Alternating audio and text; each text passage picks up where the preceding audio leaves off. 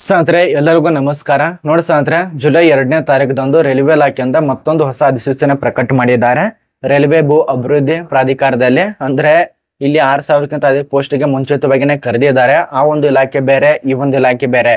RRB railway ಇಲಾಖೆ ಬೇರೆ ಆಗಿರತ್ತೆ, RRC ರೈಲ್ವೆ ಇಲಾಖೆ ಬೇರೆ ಆಗಿರತ್ತೆ, ಹುಬ್ಬಳ್ಳಿ ರೈಲ್ವೆ ಇಲಾಖೆ, ಈ ರೀತಿಯಾಗಿ ಸೌತ್ ರೈಲ್ವೆ ಇಲಾಖೆ, ಈಸ್ಟ್ ರೈಲ್ವೆ ಇಲಾಖೆ, ವಿವಿಧ ಪ್ರಕಾರ ರೈಲ್ವೆ ಇಲಾಖೆ ಇದಾವೆ. ಅದರಲ್ಲಿ ಕೂಡ ಈಗ ಕರೆದಿರೋದು ರೈಲ್ವೆ ಭೂ ಅಭಿವೃದ್ಧಿ ಪ್ರಾಧಿಕಾರದಲ್ಲಿ ಇದ್ರ ಬಗ್ಗೆನೇ ತಿಳಿಸ್ಕೊಡ್ತಾ ಇರೋದು. ಇದಕ್ಕೆ ನಮ್ಮ ಒಂದು ಕರ್ನಾಟಕ ರಾಜ್ಯದ ಮಹಿಳೆಯರು ಪುರುಷರು ಅಪ್ಲೈ ಮಾಡಬಹುದು. ಆದ್ರೆ ಕೆಲವೊಂದು ಕಂಡೀಷನ್ ಕೊಟ್ಟಿದ್ದಾರೆ. ನಾನು ಮೊದಲಿಗೆ ತಿಳಿಸ್ಕೊಟ್ಟಿದ್ದೇನೆ. 2ನೇ ತಾರೀಕು ಈ ಒಂದು ನೋಟಿಸ್ ರಿಲೀಸ್ ಮಾಡಿದಂತ ದಿನಾಂಕ 2ನೇ ತಾರೀಕು 7ನೇ ತಿಂಗಳು 2025ರಂದು, ಅಂದ್ರೆ 2ನೇ ತಾರೀಕು ಜುಲೈ, ಈ ಒಂದು ಜುಲೈ ತಿಂಗಳಿನಲ್ಲಿ ಅಧಿಸೂಚನೆ ರಿಲೀಸ್ ಮಾಡಿದ್ದಾರೆ. ನಾನು ಜೂನ್ ತಿಂಗಳಿನಲ್ಲಿ ಸುಮಾರು 6,238 ಪೋಸ್ಟ್ ವಿಡಿಯೋ ಮಾಡಿ ತಿಳಿಸ್ಕೊಟ್ಟಿದ್ದೇನೆ. ಅದೇ ಅರ್ಜಿಗಳು ಪ್ರಾರಂಭ ಆಗಿದೆ, ಈಗಾಗಲೇ ಅರ್ಜಿಗಳು ಪ್ರಾರಂಭ ಆಗಿದೆ. ದಯವಿಟ್ಟು ಅಪ್ಲೈ ಮಾಡಿ.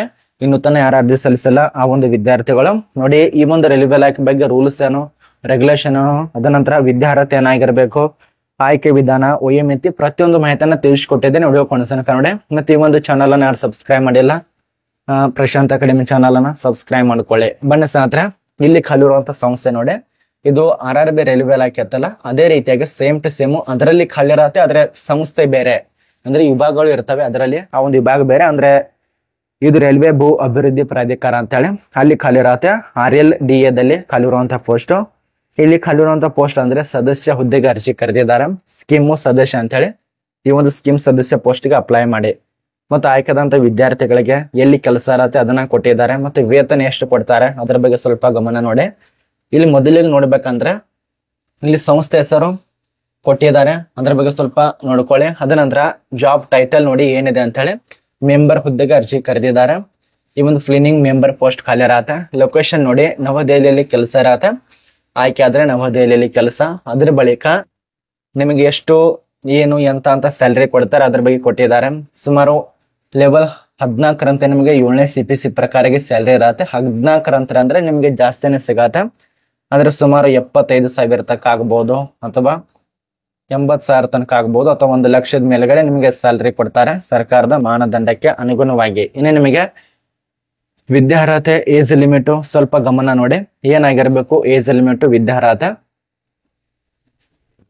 ಅರ್ಜಿ ಸಲ್ಲಿಸುವಂತ ವಿದ್ಯಾರ್ಥಿಗಳಿಗೆ ಎಕ್ಸ್ಪೀರಿಯನ್ಸ್ ಕೇಳಿದ್ದಾರೆ. ಅದ ನಂತರ ವಿದ್ಯಾರ್ಹತೆ ಪದವಿ ಪಾಸ್ ಆಗಿರ್ಬೇಕು.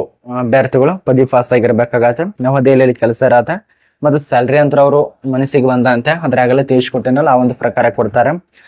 ವಿದ್ಯಾರ್ಥಿಗಳು ಪದವಿ ಪಾಸ್ ಆಗಿರ್ಬೇಕು. ಇನ್ನು ವಯೋಮಿತಿ ಕಡ್ಡಾಯವಾಗಿ 18 ವರ್ಷ ಆಗಿರ್ಬೇಕಾಗತ್ತೆ. ಅಥವಾ ನೀವೇನಾದ್ರೂ ಅಕಸ್ಮಾತ್ 20 ವರ್ಷ ಇತ್ತಂದ್ರೆ ತಿಳ್ಕೊಳ್ಳಿ, ನೀವು ಅರ್ಜಿ ಸಲ್ಲಿಸಿ. ಅಥವಾ ಅಕಸ್ಮಾತ್ ನೀವೇನಾದ್ರೂ 22 ವರ್ಷ ಇತ್ತಂದ್ರೆ ನೀವು ಅರ್ಜಿ ಸಲ್ಲಿಸಿ. ಅದೇ ರೀತಿಯಾಗಿ 30 ವರ್ಷ ಇದ್ರು ಕೂಡ ಅಪ್ಲೈ ಮಾಡಿ.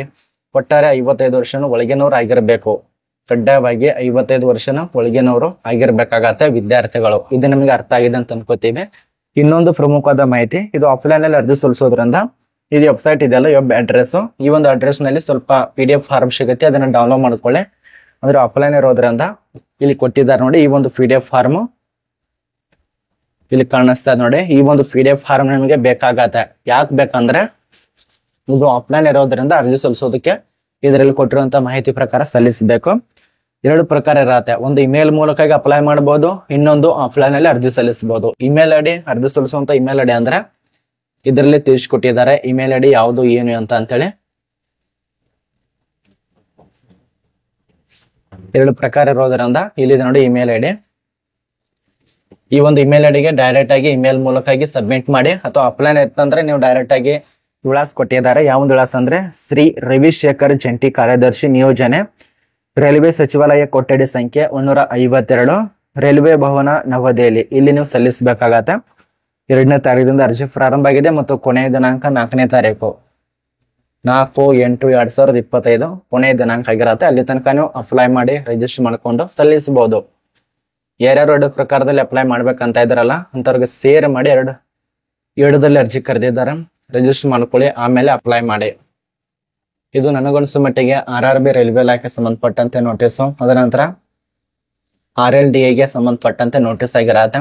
ಅಪ್ಲೈ ಮಾಡಿ. ನಿಮ್ಗೆ ಯಾವ್ದು ಬೇಕಲ್ಲ ಆ ಒಂದು ಪೋಸ್ಟಿಗೆ ಅಪ್ಲೈ ಮಾಡಿ. ಇದೇ ಪೋಸ್ಟ್ ಅದೇ ಪೋಸ್ಟ್ ಅಂತ ಯಾವುದೇ ರೀತಿಯಾಗಿ ನಿಮ್ಗೆ ಏನ್ ರೂಲ್ಸ್ ಇದು ಅಂತ ಮಾಡೋದಿಲ್ಲ. ನಿಮ್ಗೆ ಯಾವ್ದು ಬೇಕಲ್ಲ ಅದಕ್ಕೆ ಅರ್ಜಿ ಸಲ್ಲಿಸಿ. ಒಂದು ಪೋಸ್ಟ್ ಇರತ್ತೆ, ವಿದ್ಯಾರ್ಥಿಗಳು ಒಂದು ಪೋಸ್ಟ್ ಮಾತ್ರ. ರೈಲ್ವೆ ಭೂ ಅಭಿವೃದ್ಧಿ ಇಲಾಖೆಯಲ್ಲಿ ಅಪ್ಲಿಕೇಶನ್ ಕರೆದಿದ್ದಾರೆ, ರಿಜಿಸ್ಟರ್ ಮಾಡ್ಕೊಳ್ಳಿ. ಅನುಭವದವ್ರು ಇದ್ರೆ ತುಂಬಾ ಒಳ್ಳೇದು, ಅನುಭವದವ್ರಿಗೆ ತುಂಬಾ ಅನುಕೂಲ ಇರತ್ತೆ. ಅನುಭವದವರೇ ಅರ್ಜಿ ಸಲ್ಲಿಸಿ, ಇದೊಂದು ಹೇಳ್ತಾ ಇರೋದು, ಅನುಭವದವರು ಅಪ್ಲೈ ಮಾಡಿ. ಇದಕ್ಕೆ ಹೆಚ್ಚಿನ ಮಾಹಿತಿ ನಮ್ಮ ಒಂದು ಟೆಲಿಗ್ರಾಮ್ ಗ್ರೂಪ್ದಲ್ಲಿ ನೋಟಿಸ್ ಕೊಟ್ಟಿದ್ದೇನೆ, ಡೌನ್ಲೋಡ್ ಮಾಡ್ಕೊಳ್ಳಿ. ಅಪ್ಲೈ ನೋಟಿಸು ಅಥವಾ ನನ್ನ ಟೆಲಿಗ್ರಾಮ್ ಗ್ರೂಪ್ದಲ್ಲಿ ನೋಟಿಸ್ ಇರತ್ತೆ ಮತ್ತು ಲಿಂಕ್ ಕೊಟ್ಟಿದ್ದೇನೆ. ಅದಕ್ಕಿಂತ ಏನು ಗೊತ್ತಾಗಲಿಲ್ಲ ಅಂದ್ರೆ ನನಗೆ ಇನ್ಸ್ಟಾದಲ್ಲಿ ಮೆಸೇಜ್ ಮಾಡಿ.